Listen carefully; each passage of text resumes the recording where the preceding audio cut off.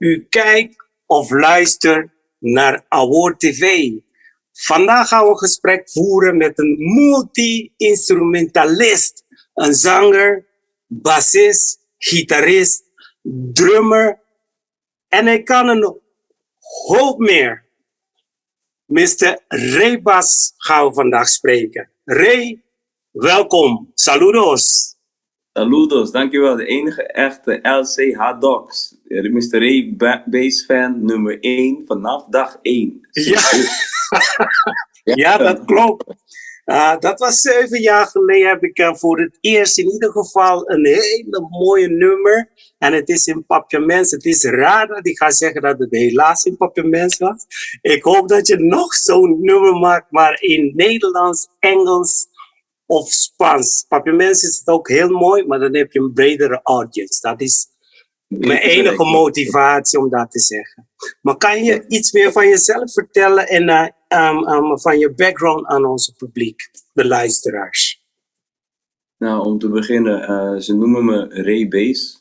En eigenlijk Ray staat voor beschermer. En ja, de bass is gewoon de basgitaar. Ik ben geboren als Rien Holder, zoon van Rien Holder en Edseline Kraal. Geboren op Curaçao. In Zwolle opgegroeid. Daarna, toen mijn vader klaar was met zijn studie landmeetkunde, ben ik op Curaçao gaan wonen voor 2 jaar. Want daar werkte hij voor de DOE. En uiteindelijk is hij gepromoveerd tot directeur van het kadaster op Bonaire. Dat doet hij tot de dag van vandaag. En ben ik grotendeels daar opgegroeid. En daar heb ik ook mijn eerste muzikale stappen gemaakt. Onder begeleiding van onder andere Gabi Mercera. Dat is een hele goede drummer. Dus ik ben begonnen op drums. En in de kerk ook. En in 2002 waren mijn ouders gescheiden en sindsdien woon ik in Nederland. En ik heb mezelf eigenlijk gitaar, drums en bas leren spelen. In de tijd voordat YouTube er kwam. Dus dat we niet zo connected waren als nu. Dus het was gewoon een kwestie van elke dag eventjes MTV kijken en die liedjes proberen na te spelen.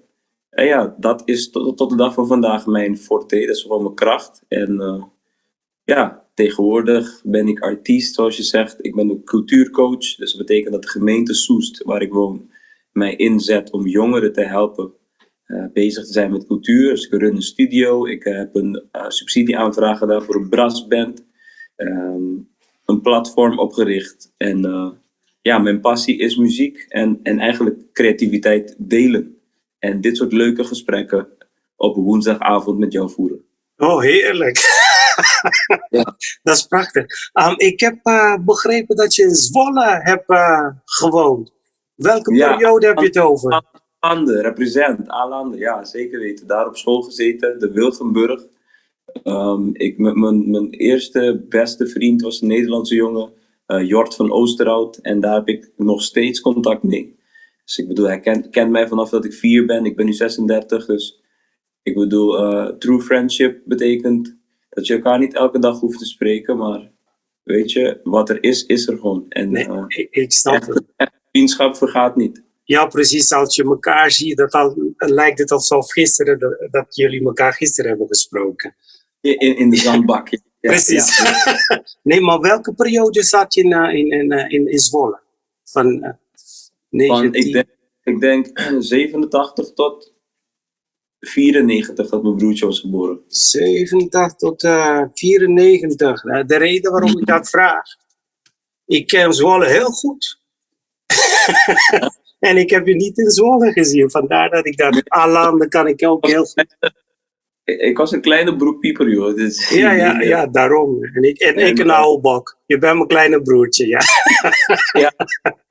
Maar toch, middels het internet, wat mooi is aan internet, is dat het generaties met elkaar verbindt, weet je. Dus, ja, precies. Toen ik mijn eerste muzikale stappen heb gemaakt, nadat jij al lang vele stappen hebt genomen, je vertelde mij laatst dat je in de auto reed naar Portugal en dat soort dingen. Het is nu pas dat ik de wereld begin te zien. Maar het is mooi dat mensen als jij, artiesten als ik, een gehoor hebt gegeven, weet je. Want als je de clip van AW bekijkt, zie je mij niet in de clip. En waarom ik niet in de clip ben, is destijds Ik wist niet of ik überhaupt solo-artiest wilde worden. Want ik speelde muziek in de kerk. En de gospelband die ik had opgericht heette 3R1. En lang verhaal kort, die band was uit elkaar gegaan. En ik was heel erg depressief geworden. Oké. Ja, een band is toch een familie. En je ziet eigenlijk de familie uit elkaar gaan. Door meningsverschillen of door misgunnen en dat soort dingen. En ik had twee keuzes. Ik had iets van of ik ga depressief blijven en bijna stoppen met muziek. Of laat me maar deze song gewoon uitwerken. En ik heb dat gedaan. En de song is zijn eigen leven gaan leiden. En het heeft jou bereikt. Ja, en precies. En hoe? Net zoals jij heeft het vele andere mensen bereikt. Dus ik ben op Go Weekly, zo'n magazine op Curaçao destijds verschenen. Mijn clip kwam op Tele Curaçao en zo. Dus ja, ik wilde eigenlijk niet in de schijnwerper staan. Maar dat kwam later. Ja, precies. Nu ben ik frontman en backman en bassman. Ja, maar het is een fase in je leven. Maar toch wil ik toch een paar stappen terug doen. Om een opmerking te maken. Je hebt echt de winter in Nederland meegemaakt. Want vroeger was het echt winter. 1987, daar heb je lekker geschaatst in de A-landen. Ja, en je hebt de laatste Elfstedentocht meegemaakt. Ja, ik kan me herinneren. Ik kan nog steeds niet wennen aan de kou. Ja. En ik kan me herinneren, man, die winters. Dus ik moest met mijn ouders fietsen. Want mijn ouders, wat ik tof vind aan mijn ouders, ze hebben me altijd wel, hoe noem je het? In Papiamento zeggen we mimo. Ze hebben me niet zo tam opgevoed. Dus oké, gewoon winter. Je gaat zelf fietsen. Je gaat niet in een bakfiets zitten of zo. Je gaat gewoon fietsen. En kreeg ik met wanten, van die harde ijsoren, man. En dat vreselijk. Maar dat kan ik me wel herinneren van A-landen. Real winter, ja, man. Ja, dat is heerlijk. Goeie oude tijd. Want ik hou van schaatsen. Maar ik kom weer bij jou terug. Want als ik daarover mag vragen, het hoeft niet te lang hoor. Want ik hoor de laatste tijd dat heel veel mensen depressief zijn. En als je geen antwoord wil geven, dan hoef je dat niet te doen. Maar we zijn hardhandig opgevoed. En bij ons was het zo van zielig. Wat zielig? Als je niet blij voelt of geen zin hebt, je moet gewoon aan de slag. Dan ga je gewoon werken. Anders krijg je niet te eten. Of je moet naar school. Dus wat je net zei, mimo. Volgens mij is het juist woord in Nederland kleinzierig. Juist. Dus bij mij, ik snap het niet als mensen zeggen dat ze depressief zijn. Wil je dat nader toelichten hoe dat voelt? Misschien hebben ook andere mensen wat aan. En als je dat niet wil doen, moet je ook niet doen, want dat is een gevoelig iets.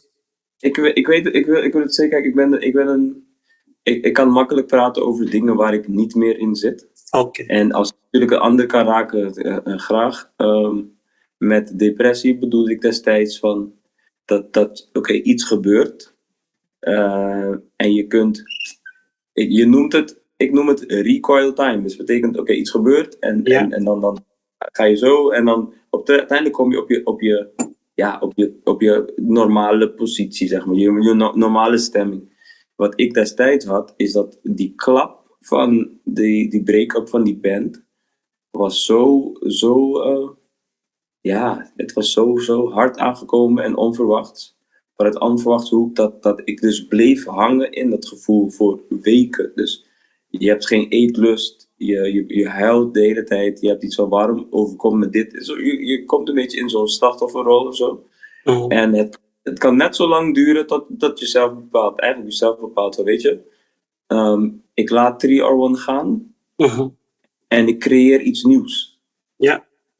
Want Jim Carrey heeft het mooi gezegd. Depressie is een reactie van je geest en die jou aangeeft van hey, Riandy, weet je, die persoon die je was in 301, forget about it, laat het maar. Dat komt niet meer goed, maar ik bied je iets anders aan. Probeer dit. En het is juist omdat ik AOW heb gemaakt, dat ik me beter ben gaan voelen. Dus zo ben ik uit die depressie gekomen.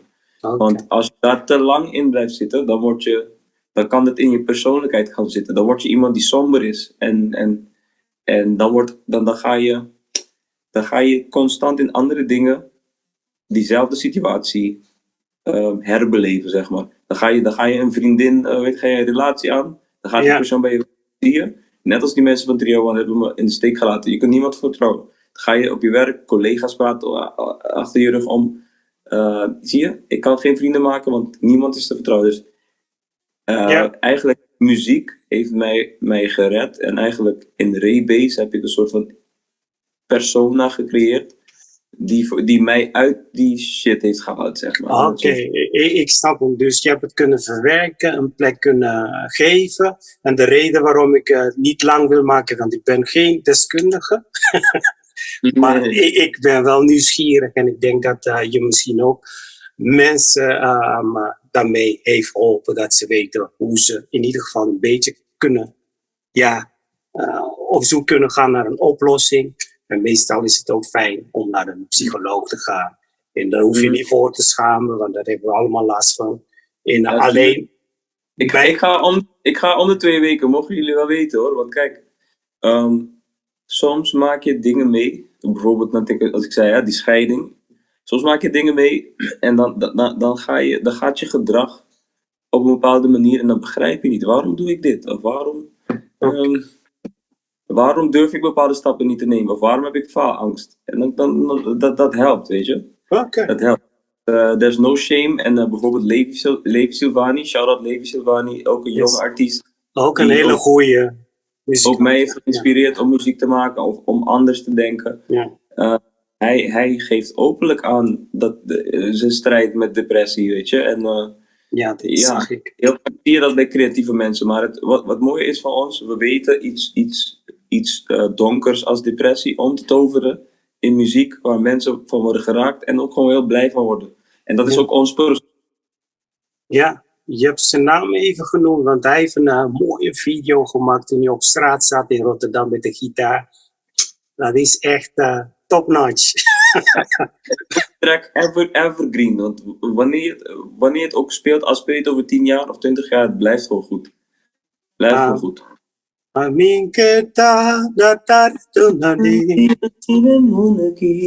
Precies.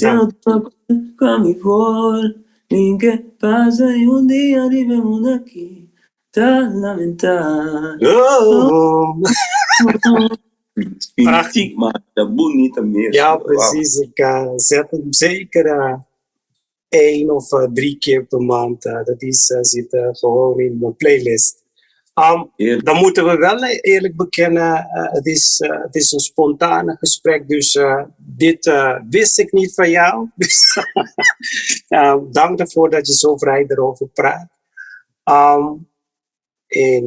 Het is op zijn Amerikaans dat je in ieder geval wel bij een shrink gaat, dat is goed. En dan kan je al je vragen die je hebt beantwoorden. En je hebt ook, dan gaan we naar de volgende stap. Ik zie dat je met heel veel grote artiesten voor mij dan samenwerkt. Je hebt ook met Sissel en Isalinka Lister hebben jullie een chance gemaakt. Isalinka is ook heel bekend in Nederland. Hoe zijn jullie op dat idee gekomen, zo'n idee gekomen om met elkaar dit aan te gaan? Ja, hoe is het ontstaan? Ik ga vandaag hoe noem je dat? Een stukje verhaal vertellen wat heel veel mensen niet weten. Eigenlijk zou ik een chance met Brian Dekkers maken. Brian Dekkers is eigenlijk, mogen mensen ook gewoon weten hoor, want ik vind dat wij kunnen als artiesten elkaar meer props mogen geven en eerlijk mogen zijn wanneer een ander je inspireert. Brian Dekkers is gewoon voor mij een fenomeen in hoe hij zijn gevoel en zijn stem, dat is 1 ding of zo. Dus als hij verdrietig is, dan begint hij gewoon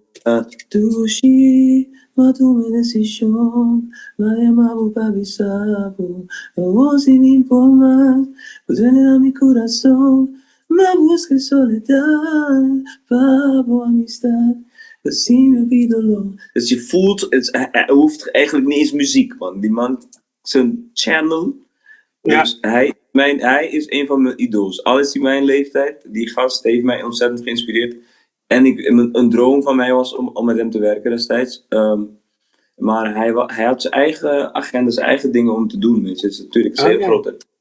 Maar hij heeft met mij wel het eerste idee uitgewerkt. Maar op een gegeven moment, hij ging zijn gospelkant op. En dan had ik hem gezegd, weet je, ik dank je dat je me hebt geholpen tot dit punt. Maar ik ga het liedje gewoon verder zelf uitwerken. En toen hij dus uit was gevallen, dacht ik van oké, ik moet tenminste een artiest hebben van vergelijkbaar kaliber. En toen had ik iets van, wacht eens eventjes. What about dat ik Iselien Callister de hoek laat zingen, want die track is toch best wel jazzy. En Klopt. Iselien is ook iemand die mij ontzettend heeft geïnspireerd, want toen YouTube uitkwam, had ik haar muziek ontdekt en ik wist niet dat je muziek in Papiermint zo jazzy en hoog niveau kon maken. En Sizzle, de rap-fenomeen. En ik dacht dat het een goede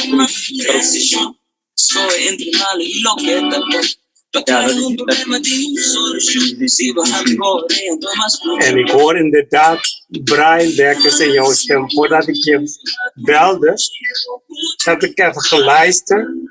En ik dacht van, dus Brian, en nu zeg je dat, maar dat wist ik niet. Hier. La Tsunami Alegria. Nou, precies. Oké. Ga je gang, sorry. Mijn excuses. Dus ik had Iselien gewoon een stoute mail gestuurd van Iselien, luister.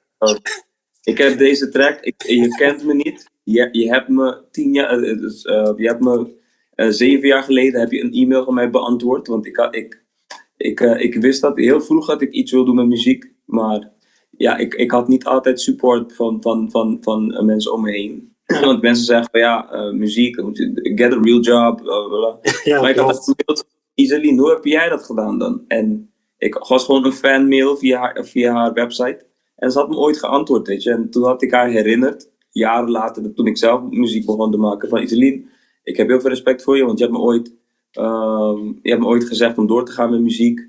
En dit is wat ik nu heb. Ik hoop dat je het wilt beluisteren en mocht je het tof vinden om op die track te springen. Een paar weken later kreeg ik een bericht van haar van ze vindt die track tof, want het is jazzy.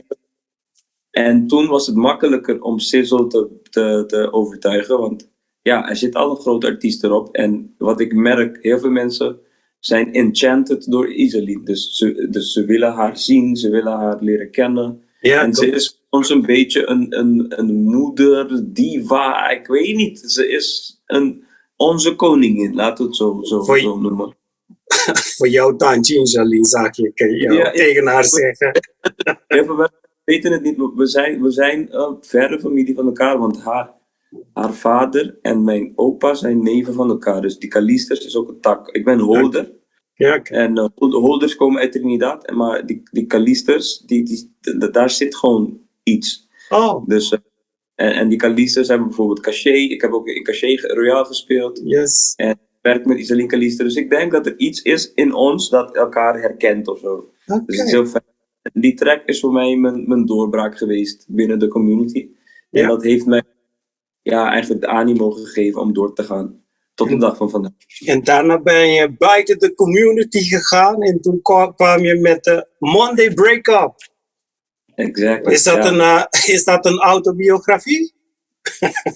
Dat is semi-autobiografisch.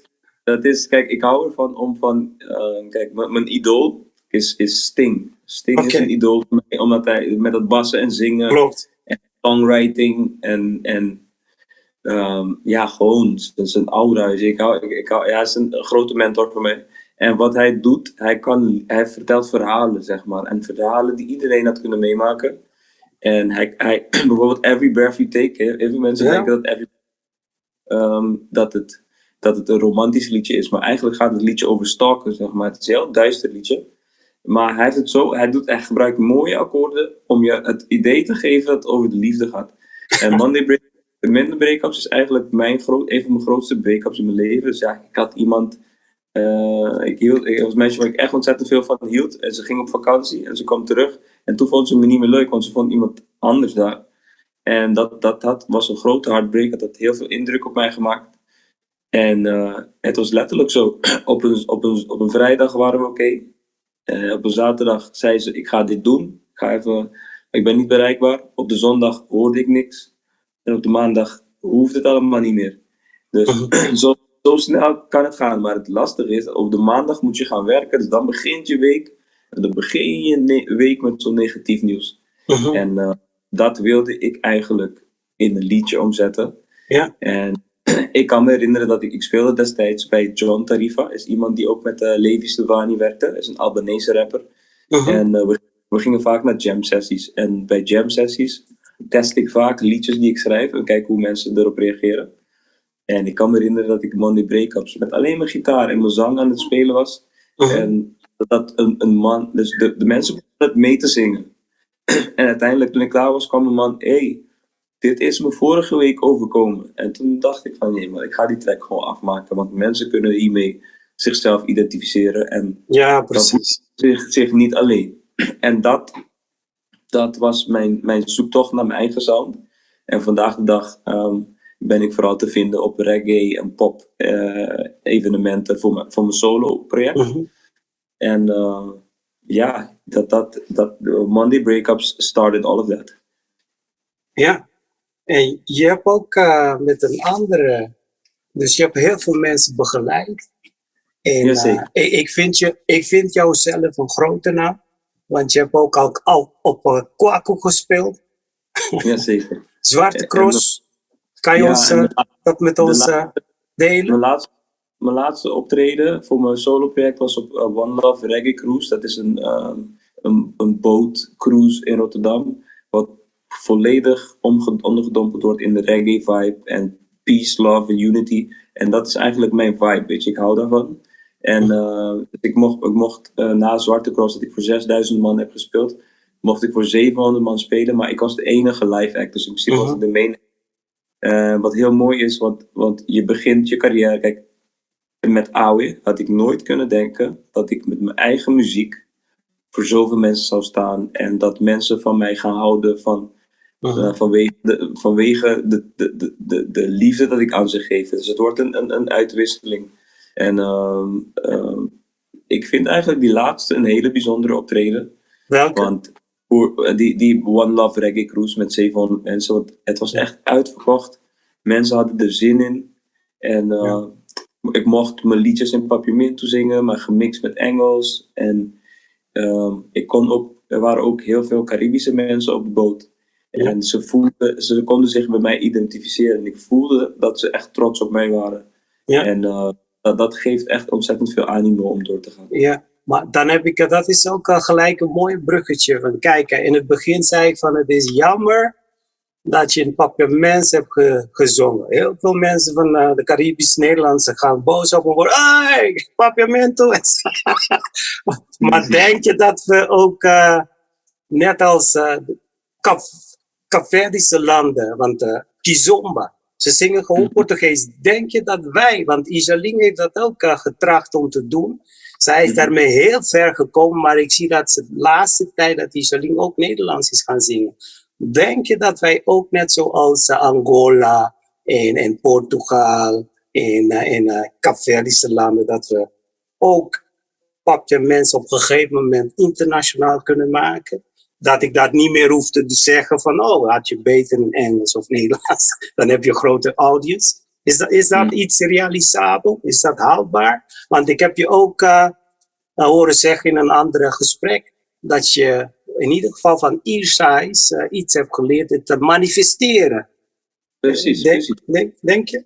Ik luister. Ik ben één aan hoor. Ik luister. Ik geloof dat alles is vibratie. Dus als ik onrustig ben, dan voelen mensen dat, want mijn ademhaling is anders.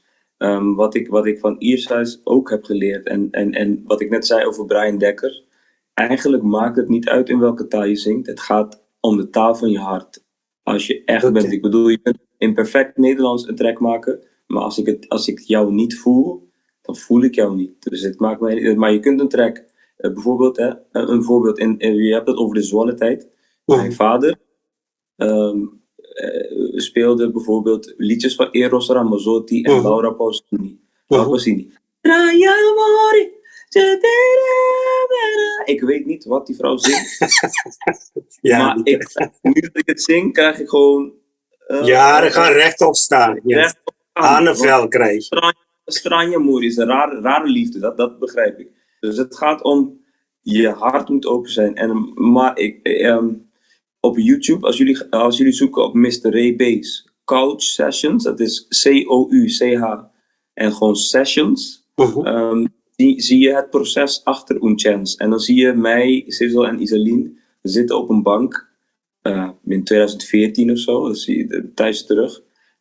Hebben wij het over dat we geloven dat muziek in Papiamento heel ver zal gaan.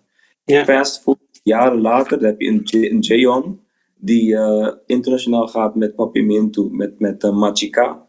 Dat is global gaan met J Balvin en Anita. Je hebt een Earsize die Ja, precies. 1,4 biljoen. Dream Girls, yes. Met Dream Girl, Papiamento. Je hebt Kilate, met, waar ik ook bijvoorbeeld mee werk. Ik, nog niet muzikaal met hem, maar ik werk met hem op het gebied van subsidies. Want ik heb zelf subsidie gehad om mijn muziek te maken.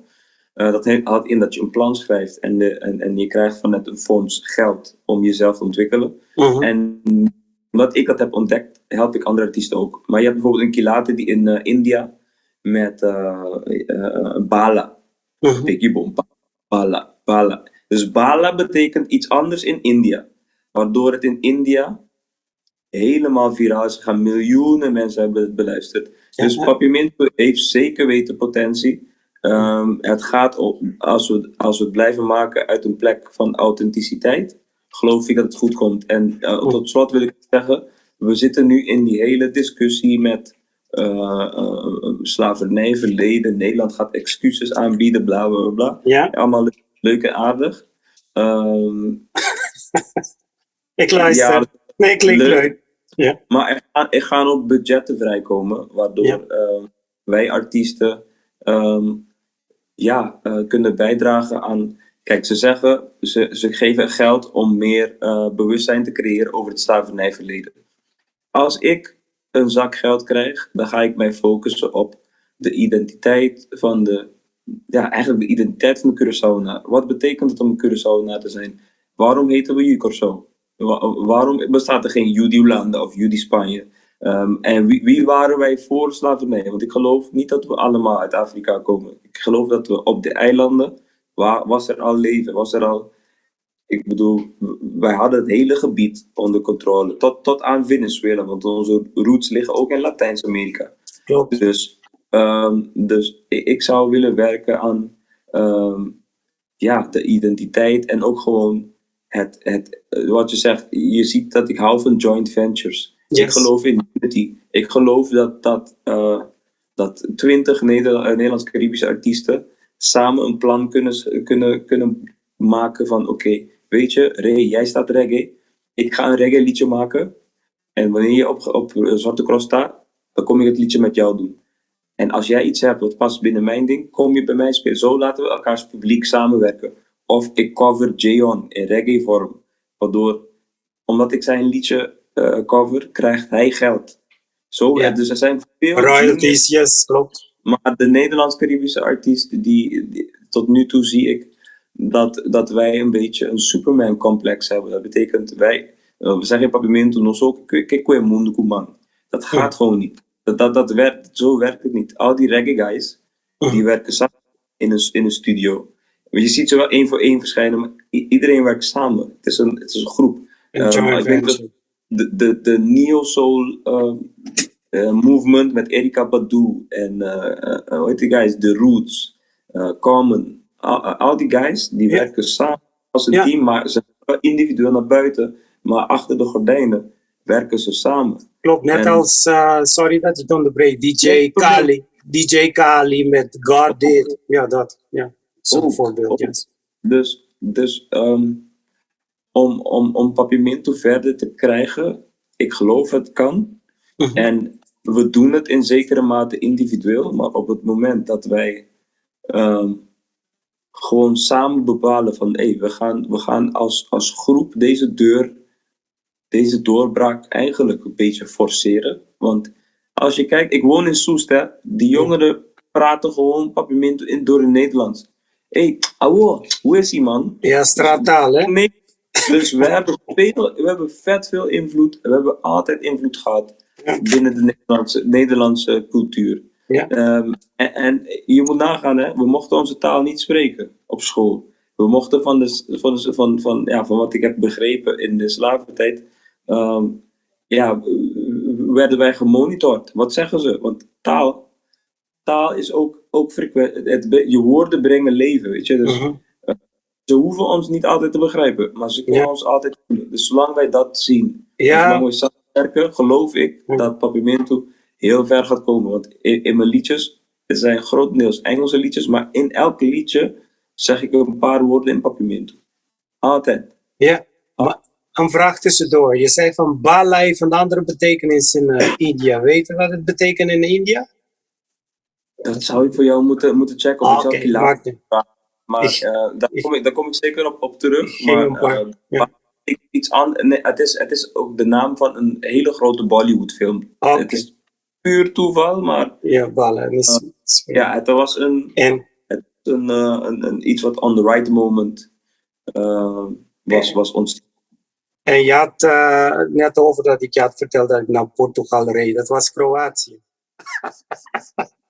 Nee, joh. Ik heb richting Kroatië gegaan in Portugal. En ik begreep ook dat je, hoe moet je dat zeggen, een beetje Caverdiaans kan spreken. Of je begrijpt het, of je hebt contacten met... Nadat ik bandleider was bij Iershuis, heb ik samen met André Pantoflet, dus de zoon van Cinto Pantoflet, heb ik, en Orville, dus een andere toetsenist, hebben we Kiss Me opgericht. En Kiss Me is een collectief.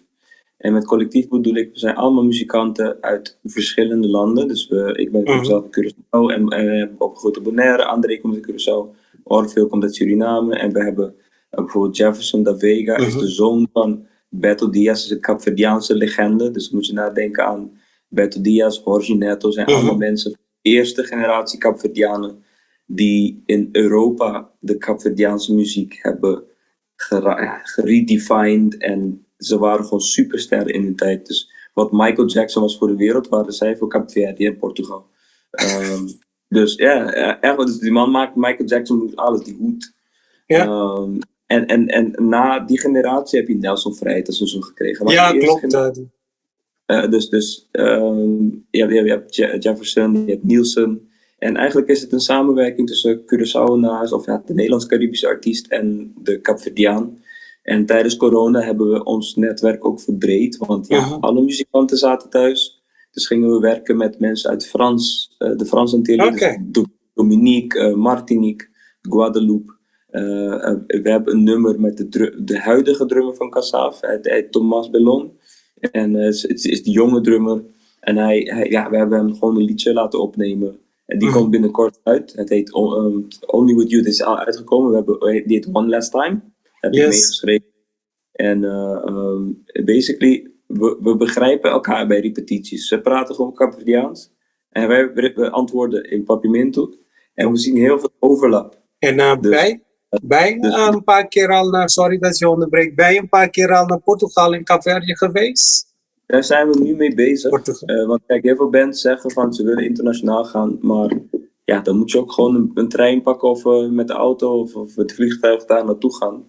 Ja. En we zijn in gesprek met Beto Diaz om een keer met hem naar Portugal te gaan om onze eigen muziek te spelen, maar ook zijn repertoire als begeleidingsband te gaan spelen. En daar heb ik super veel zin in, want ik wil heel graag buiten die ABC Nederlands cycle komen. Want ik vind dat om de wereld te veroveren, moeten wij op andere plekken kunnen staan. Ik heb iets van, laten we naar Australië gaan en ons ding doen. Kijken hoe mensen daar voelen. Of naar Zwitserland, of naar Zweden.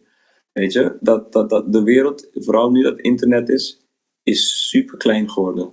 En als we in onze mind klein blijven, is het gewoon zonde. Dus we gaan er gewoon voor. Ja. Er zijn velen die dat... We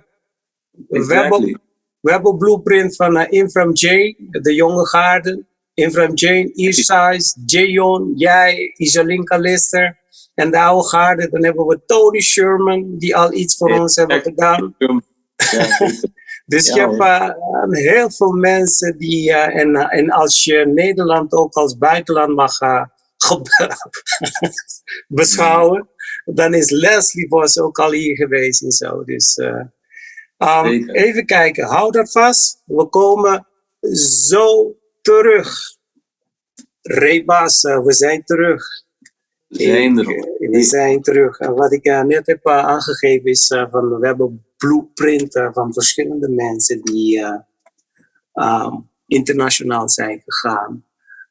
Dan heb je Tanja Cross, Randall Corson, Tony Sherman, je hebt Irsa, Jeyong. En wat mij betreft ben je ook al min of meer internationaal, want je bent een Afro-Caribisch Nederlander. En we zitten in Europa. Mijn doorbraak, kijk, wat heel veel mensen niet weten van mij, ik ben gewoon de enige Curaçaose bassist die een directe lijn of endorsement heeft met Ibanez. Dus dat houdt in dat mijn verhaal als Curaçaose bassist is wereldwijd gedeeld. Dus ze hebben meerdere interviews met mij gedaan. Dus ik ben eigenlijk internationaal bekend voor mijn basspel. En dat is heel bijzonder, want mijn basspel is beïnvloed door heel veel andere Curaçaose bassisten. Gewoon het feit dat ik Ibanez speel. Ik heb Dwight Leonid op Ibanez gezien. Ravello Antoine. Border, dus Angelo Doppel. Dus ik zag die guys eerst met Ibanez, die hele mooie bassen. En ik droomde alleen maar, want in de tijd speelde ik in de kerk op een bas met 3 snaren, want 1 snaar die miste. 3, ja, oké. Ja, het is bijna een 3. Exact. Toen had ik mijn eerste basgitaar gekocht voor €200. Was zo'n grijze Ibanez, ook zo'n BTB. En ik was spontaan verliefd, want die bas zag er mooi uit en het klonk voor die prijs. Qua prijskwaliteit vooral, klonk het goed. En eigenlijk ben ik sindsdien blijven upgraden. Tot ik op een dag een e-mail had gestuurd naar Ibanez. Omdat ik toen in Caché speelde. En met Caché speel je dan grote festivals zoals Italiaanse feesten, Hoogstraat voor duizenden mensen. Dus ik heb een keer, letterlijk voordat Oscar de Leon on stage ging, hebben wij gespeeld. Dus veel festivals, waardoor ik iets had van, weet je, zo'n merk vindt het wel interessant als je voor duizenden mensen staat met hun product. Ja, precies. Dus gewoon gestuurd van, luister mensen, mijn naam is Rianne Holder, ik kom uit Curaçao. Ik sta bekend voor mijn eigenzinnige stijl en ik sta hier elke week. Ja, ik heb het gezien. Ja, what about dat we een sponsoring deal aangaan. Weet je? Dus ik laat jullie producten mooi uitzien en jullie geven me de toffe producten om te testen. Of als je een nieuwe bas hebt, geef het mij maar. En ik zorg ervoor dat het bekeken wordt. En ik heb superveel geluk. Daarom zeg ik, timing is everything. Dat destijds de marketing manager van Hoshino Europe, dus de grootste importeur van basgitaren, die komt uit Curaçao. Dus dat is niet... Hij Thierry, dus shout-out Thierry, dus door hem heb ik die endorsement, want hij begreep het. En we hebben een vriendschap gesloten en ja, sindsdien... ik heb een direct lijntje met Ibanez. Als het mis is met mijn bas, dan rijd ik daar naartoe. Hier, fix het. En ik doe interviews voor ze. Maar dat is ook een, laat ik maar zeggen, een grote mijlpaal. Dat is ook iets... Zeker een grote mijlpaal, en wat ik ook...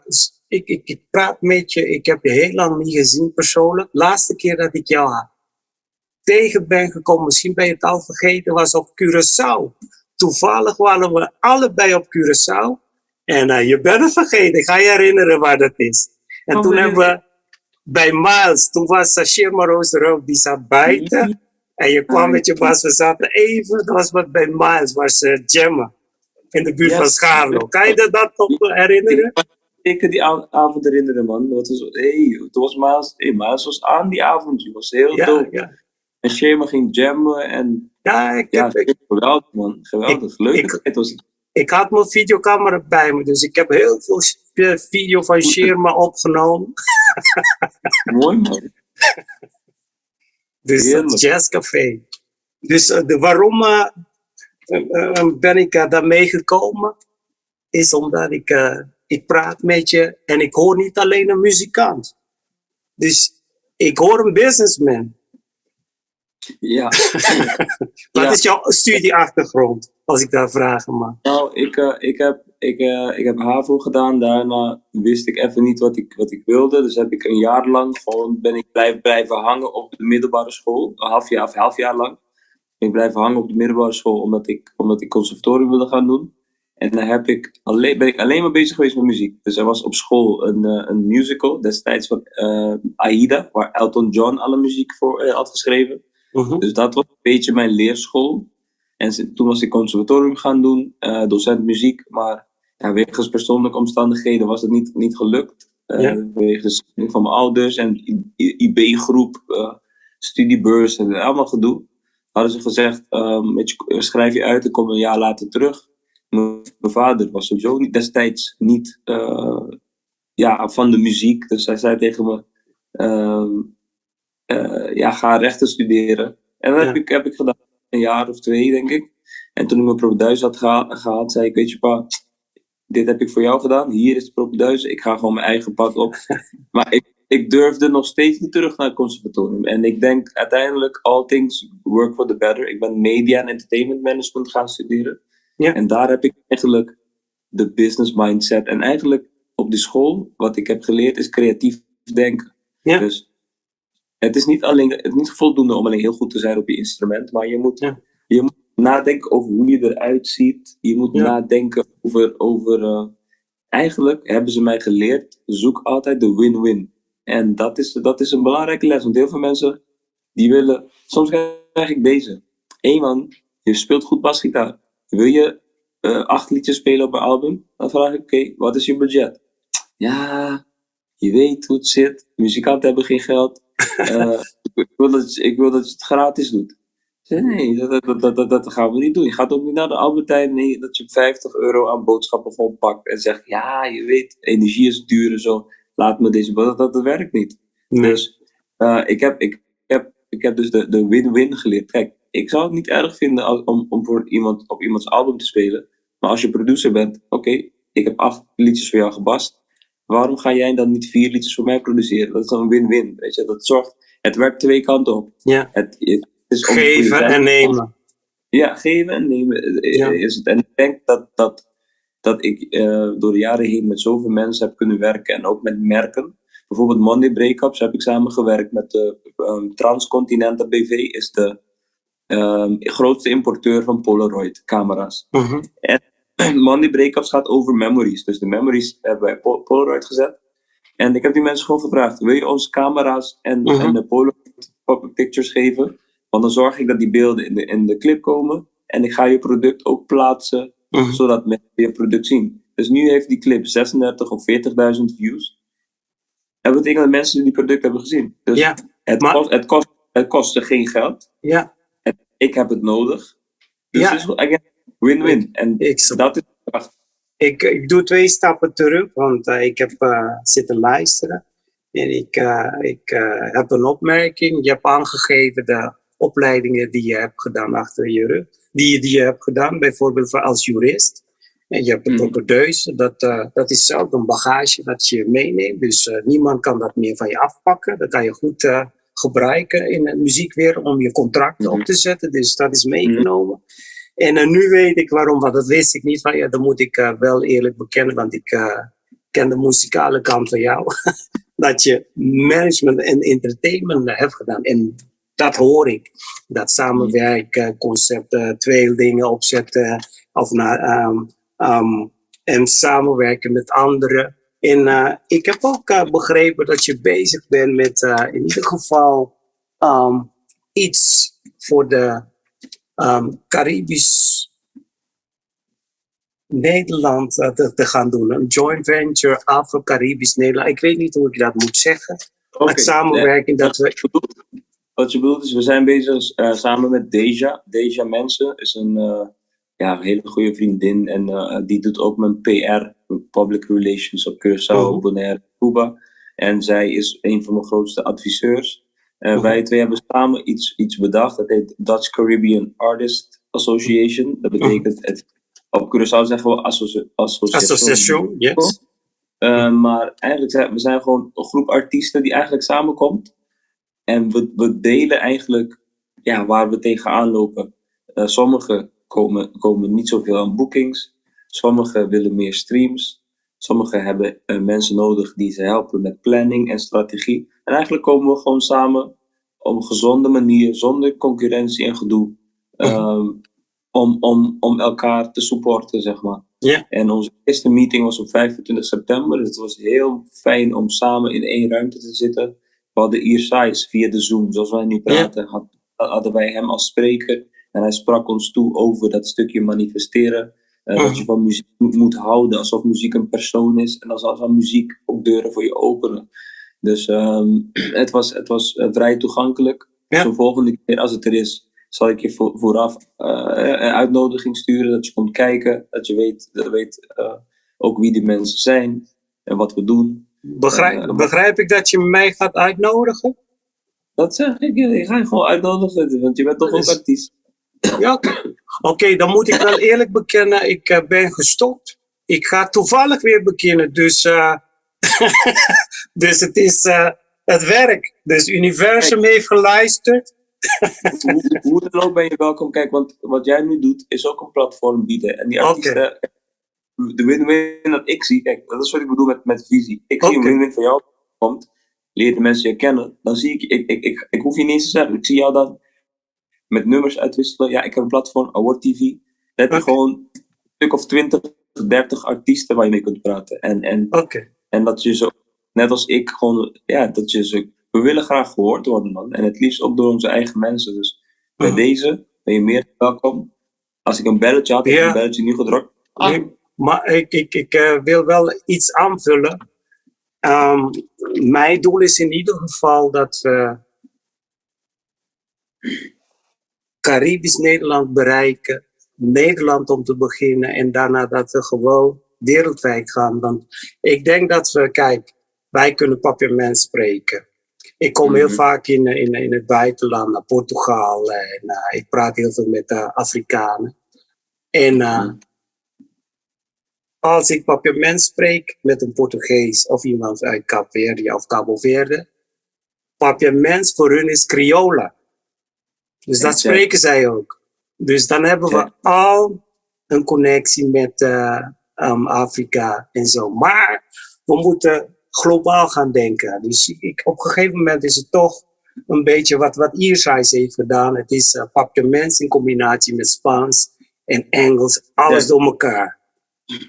En op een gegeven moment dan kan je dan volledig Papiaments gaan zingen. En dan wordt het ook getranslate op YouTube. Want nu gaat het heel moeilijk met translation.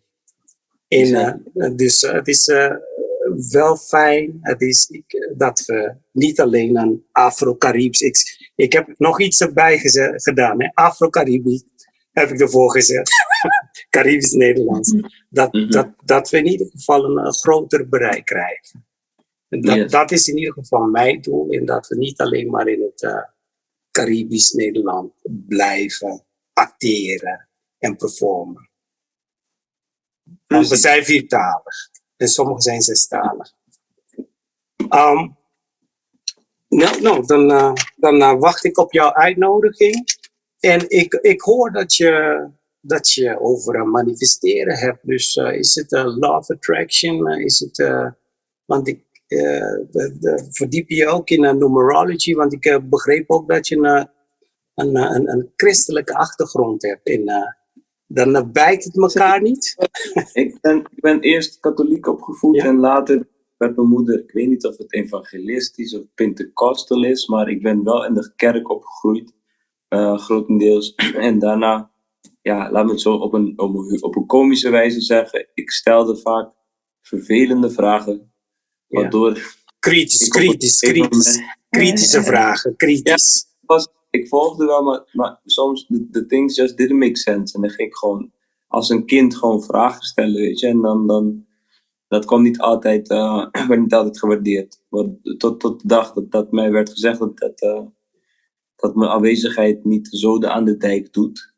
En ja, toen ben ik ja, in de wereld gaan spelen, zeg maar, laten we het zo noemen. En ja, ik denk nu dat ik niet meer per se deel uitmaak van een kerkgemeente, vind ik dat ik meer ben gaan geloven. Dat ik meer snap hoe geloof werkt. En dat je hebt zwaartekracht, maar je hebt ook... Kijk, als je alleen maar moppert en negatief bent, dan zullen negatieve dingen je achtervolgen. Als je gelooft dat je iets kan en je handelt er ook naar, dan is het onvermijdelijk op lange termijn dat het ding wat je gelooft, dat het gebeurt.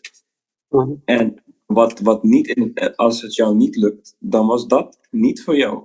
En dan moet je openstaan voor wat wel voor jou is. Dus het is niet echt heel moeilijk. Het is niet dat iemand iets voor jou gaat doen. God heeft je leven gegeven en ik heb iets van, jij moet er zelf wat mee doen. En ook, ja, je ziet, kijk, ik zie God in jou en jij ziet iets van God in mij. En dat is belangrijk, want daarom moeten we van elkaar houden. Maakt niet uit wat voor kleur of ras of wat voor overtuiging iemand heeft. De basis is liefde. En dit gesprek voeren wij omdat ik liefde zet in mijn muziek. En toen mijn eerste liedje, Aoi, heb ik al mijn liefde ingezet. En dat heeft jou geraakt, waardoor jij mij nu een platform kunt bieden. En straks gaat iemand dit horen en dan wordt die persoon geïnspireerd. Dan voelt hij onze liefde uit dit gesprek. En dan gaat die weer een ander aanraken. Dus dat is belangrijk. En ik hoor nu een bijbeltekst, dat zegt, bij Yasi, en die moet discipel. Dus eigenlijk het draait om liefde, maar het draait niet om mensen gevangen zetten in het systeem of lidmaatschap en met pinapparaat door de kerk. Dat gaat het niet, voor mij niet persoonlijk niet om. Oh. Ja, ja. En dus dan heb je me ook de ruimte gegeven om een vraag te stellen. Dus je weet wat je numerology is. Dus je weet wat je doel is. Waarvoor je hier bent gekomen. Ik ben gekomen naar deze aarde om te luisteren. Daarom ben ik muzikant geworden. Dat heb ik in mijn journey heb ik dat ontdekt. En daarom in mijn werk, als muzikant, maar ook als cultuurcoach. En ook in dit gesprek is het mijn taak om goed te luisteren naar waar je heen wilt. En ook de jongeren. Straks een jongere komt bij mij de studio binnen en zegt ik wil iets doen met muziek. Dan moet ik vragen stellen. Ja, okay. Ik doe ook podcasts. Ik stel ook open vragen. Ja. Weet je, waarom heb je deze, waarom draag je blauw vandaag? Deze is belangrijk. Ja. En wil je numerology met ons delen of is het iets wat we voor jezelf willen houden? Ja, ik wil mensen niet afstoten met mijn heebie-jeebies. Dus ik heb iets van, het is een interessante journey om zelf te ontdekken. Kijk, laten we zeggen, begin met je naam. Laten we zeggen, begin met je naam. Wat betekent je naam? Want alles is energie. Wat ik zei aan het begin, ik heet Riandy, maar ik noem mezelf intuïtief Ray. Want Ray betekent protector. En als je kijkt naar mijn karakter, ik hou van beschermen, ik hou van veiligheid. Ik hou van, weet je, mensen hoger naar boven tillen, zeg maar. En dat past bij mij. Dus het kan zijn dat je een naam hebt, of dat je zelf iets noemt wat, ja, bijvoorbeeld, ik zeg maar wat, joh.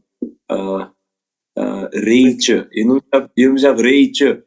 Maar je bent op een gegeven moment ben je 36. Je kunt geen tje aan je naam zetten. Ja, nee. Bijvoorbeeld Judy Corso. Oké. Wanneer wordt die U eens een keertje volwassen? Wel, daarom ga je zien dat veel mensen, die zijn 50 plus, maar je vindt ze nog steeds in de Amsterdamse Poort praten over een doelpunt die ze hebben gescoord toen ze 23 waren. Weet je, it's time to move on. Snap je? Dus alles is energie. En ik weet dat het mensen afschrikt, heel vaak als ze vanuit de religie komen. Maar kijk, ook in de Bijbel staat er over stenen en dit en dat. Dus die stenen staan niet zomaar. God heeft ze gemaakt met een doel. Net zoals je een fruit kunt eten, of ook er zou hebben yerbiol is goed voor je, of deze yerb is goed. Stenen zijn ook gewoon goed. Het is niet iets duivels, want God heeft je steen gemaakt. Dus open je hart gewoon. Oké. Niet, weet je, Nou, dus je hebt wel iets gezegd van bij jullie of zo, wanneer en mensen praten over een doelpunt dat ze 10 jaar geleden hebben gemaakt. Dus met andere woorden zeg je van je hebt een bepaalde droom bereikt of een doel. Nu, next. Dus het yes, is man. blijven groeien. Blijf niet. Ik kan ook in de Amsterdamse Poort gaan staan, of weet ik veel, op Rotterdam Centraal. Roman, ik heb voor 6000 maand gestaan. Ja. Ik ben telkens op zoek naar, oké, wat is the next thing? Klopt. Na zwart, kijk, in 2002 had ik al een visie van, ik ga ooit voor 2000 mensen staan, maar ik weet niet hoe, maar het gaat gebeuren. Nu is dat afgevinkt, done, off the bucket list. What's next? Ik heb 3 kinderen om voor te zorgen. Weet je, dat zijn nu doelen die ik heb. Ik wil een goede vader zijn. Ik wil een fundament zijn. Iemand die achter de schermen heel veel doet voor onze community. En dat ben ik aan het doen. Ja. Dus het gaat mij niet om de fame. Het gaat mij niet om de schouderklopjes. Het gaat mij om een legacy achterlaten. Ja, ik snap hem. Misschien zullen mensen me pas begrijpen als ik 5 jaar nadat ik hier op deze aarde ben geweest. Vind ik prima. Maar je als hebt mijn kinderen mijn liedjes maar kunnen zingen. En ook gewoon ermee verdienen. En ook verder kunnen met wat ik heb opgebouwd. Kan je me goed horen? Het hele gesprek heb je me goed kunnen horen? Oké. Ja. Maar dan moet ik wel alvast zeggen, je hebt deze oude ook al geïnspireerd. in jouw gesprek heb ik wel Ompie Stefania gemist. Hij is ook een bassist. Een generatie voor mij. Heb je meegekregen dat Ompie Stefania ook een bassist is en consistent? Ja, zeker. Oké. Heel moeilijk wat hij doet. Want ik speel met Fred. En hij speelt fretloos. En die stem, En ik heb Ompie Stefania mogen meemaken in de kerk. In de fase dat hij in de kerk zat. Kwam hij naar onze Amsterdam. Dus dat zijn allemaal mensen die ik voorbij heb zien komen. En ik heb die hun flowers en hun props kunnen geven terwijl ze leven, weet je. Dus, again, ik heb het geluk gehad om met heel veel mensen te werken. En ik denk dat dat ook komt omdat ik zeg, ik ben teachable. Ik sta open. Ik ben net als spons. Ik wil leren. Ik sta open. Ik kan net zo goed een interview doen met jou als met, noem maar wat. Noem maar SBS 6 of Phoenix. Het maakt mij niet uit. Iedereen is een mens. En ik weet wie ik ben. Weet je? Dus ik hoef niet geïntimideerd te voelen. Of ik hoef voor anderen niet te zeggen van... wat jij hebt is niet belangrijk of zo. Okay. Dus dat is mijn kracht ook, denk ik. Ja, ik voel alleen maar positieve energie. En we gaan over naar de feestelijke nummers van jou, voordat we gaan richting einde. Maar we hebben je nu leren kennen als mens. Ik wil nu dat je, als je de partygedeelte met de mensen wil delen. De feestelijke kant van jou. Nou, dus de muzikant. Kijk, ik ga jullie een top 3 geven. En, want in het begin maakte ik muziek vanuit heel serieus en bla bla bla.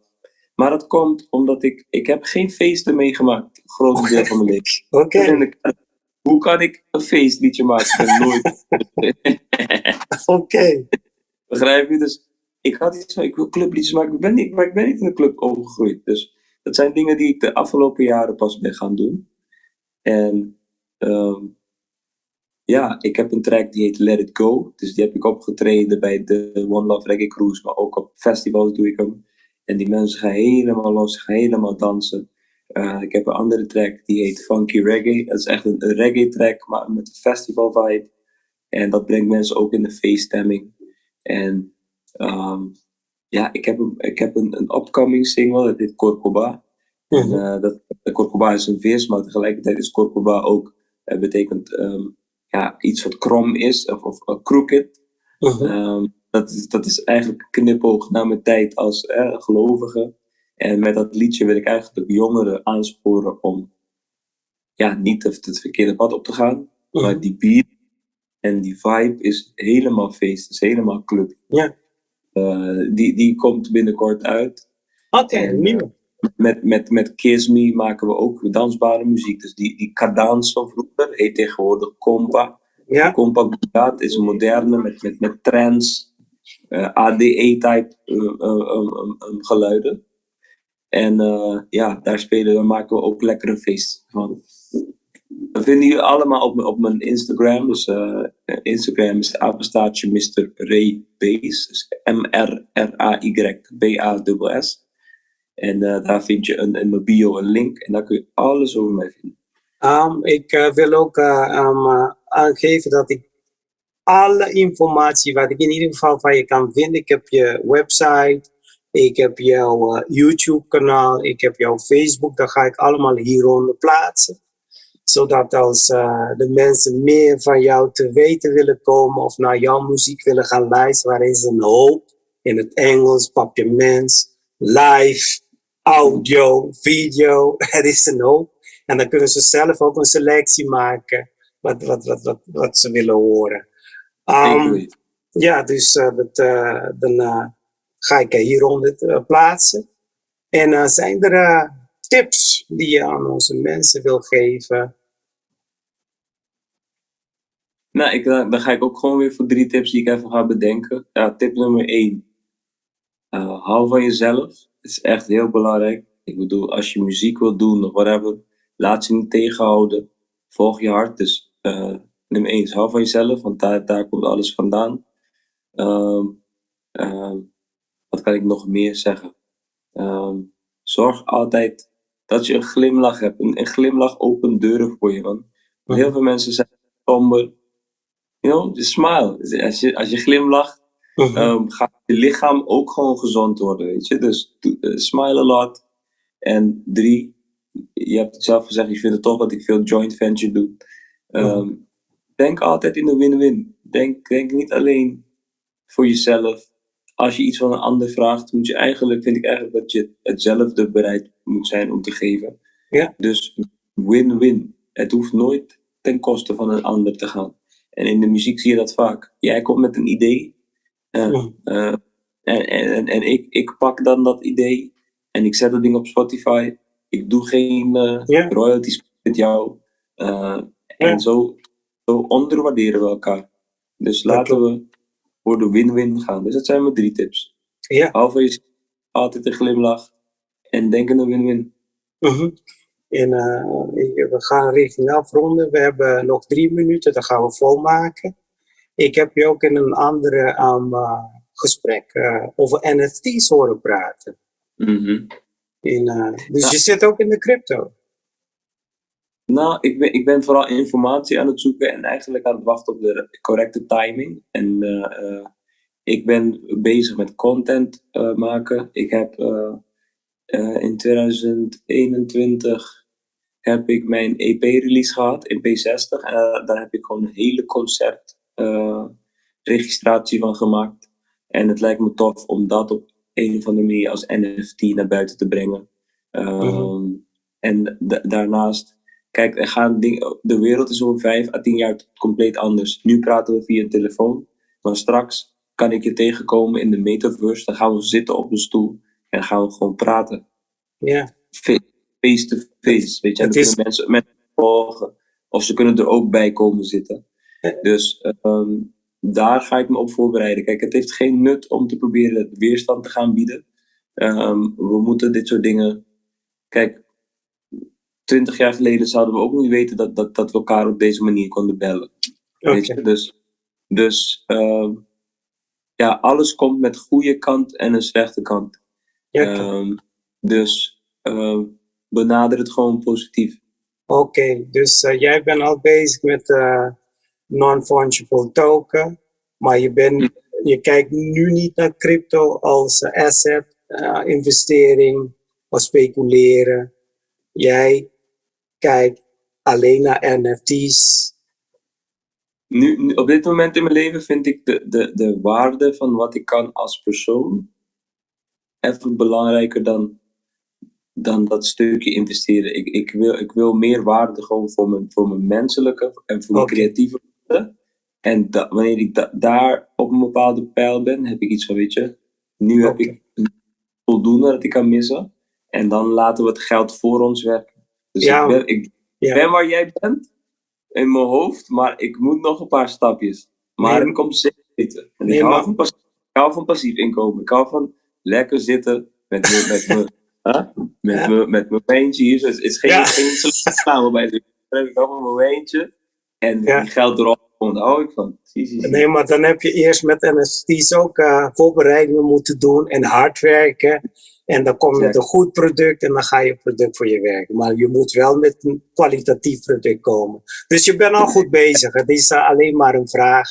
Want er zijn mensen die nog niet daar zijn en jij bent er al daar. Dus met NFT's. En dan kunnen ze dan gaan kijken wat dat is. Het is belangrijk dat jij het weet. En je bent in ieder geval toekomst. En wij zijn al bijna geweest. Dus ik ga voor je bidden. In alle vormen. Dat in ieder geval al je dingen, je dromen uit kunnen komen. En gekristalliseerd zou worden. Nogmaals, dankjewel. Je bent een van de eerste supporters. En het is mede door jouw liefde en waardering dat ik de energie heb om al deze dingen waar ik over heb gepraat, heb kunnen doen. Want zonder iemand die in je gelooft, dan is het lastiger. Maar het is een win-win. Jij investeert in mij. Ja, de Zoom heeft ons een beetje ingekort. Maar wat ik zei was, mensen als jij, je bent een van mijn eerste supporters, weet je. En als je begint met muziek maken, is het belangrijk dat je een paar mensen hebt die jou gewoon opbouwende feedback geven op je liedjes. En jij was er zeker eentje van.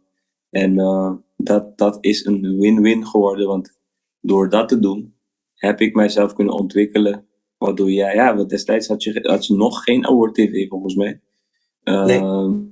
Nee, snap je? Dus we zijn een aantal jaren verder. Nu heb jij een platform en nu ben ik een artiest die een platform nodig heeft. Dus ik wil je gewoon bedanken daarvoor, man. En ik vond het een super fijn interview. En je vragen doen mij echt denken. Weet je, van oké, eigenlijk heb ik best wel veel bereikt. Want soms sta je er niet bij stil. En we zijn nog niet klaar. We hebben nog lang te gaan. Ja. Dus dankjewel voor je steun. Jij kunt altijd ook rekenen op mijn steun. En we gaan er gewoon voor. En ik ga ook ooit proberen te rijden naar Kroatië. Maar dat komt dat jij mij hebt geïnspireerd. En mijn vleugels zijn nog jong. Ja, en ik probeer zo'n goede bassist te worden als jij. Ik weet niet of het gaat lukken. Ja, maar we zoeken daar een win-win. Dan kan je het tegen. En ik wil je ook bedanken. En dat je mijn uitnodiging hebt geaccepteerd. En voor je openheid. En ik hoop dat alle luisteraars er iets aan hebben gehad. Want dat is de doel van... mijn doel van... de doel van Award TV moet ik dan zeggen. Het is waar we elkaar kennis met elkaar delen. We gaan gewoon met elkaar praten. En ik zou zeggen, mij dank en luisteraar. We hebben een gesprek gevoerd vandaag met Mr. Ray Bass, the man, the one and only. En ik wil jullie ook vragen, ga hem supporten. Ik zou alles van hem hieronder plaatsen. Ja, zo. Hij is het waard. Gewoon liken, abonneren. Het kost je helemaal niks. Heel gratis. Ja, en als je tijd over hebt, dan mag je ook mijn kanaal liken. En op mijn kanaal abonneren. Holy LC Hot Dogs, Award TV. Shout out. Cindy. Ja, man. Cindy. Totrumbia, dankjewel. Tot de volgende keer. Yo. Oké dan, bye bye.